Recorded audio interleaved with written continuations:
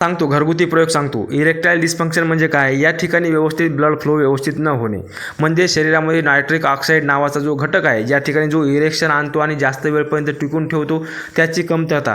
तर त्याचा भरपूर सोर्स म्हणजे घरामध्ये असलेली एक औषधी, ती म्हणजे आपली लसूण. दररोजच्या जेवणामध्ये आपल्या पूर्वजांनी त्याचा उपयोग केलेला आहे. तर त्याचा कसा उपयोग करायचा?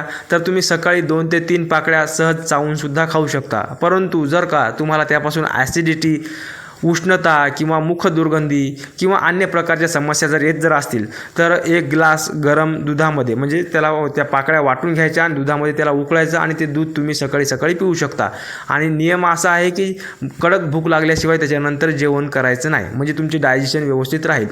किंवा एकदाच लय मोठ्या पाकळ्या ह्या एका काचेच्या भरणीमध्ये मधामध्ये भिजू घालायच्या आणि दररोज सकाळी 2 ते 3 पाकळ्या आणि चमचाभर मधासोबत जर घेतलं तरीसुद्धा शरीरामध्ये व्यवस्थित त्या ठिकाणी इरेक्शन येईल आणि जास्त वेळपर्यंत ताठरता राहील आणि तुम्ही चांगल्या प्रकारे वैवाहिक आयुष्याचा आनंद घेऊ शकता.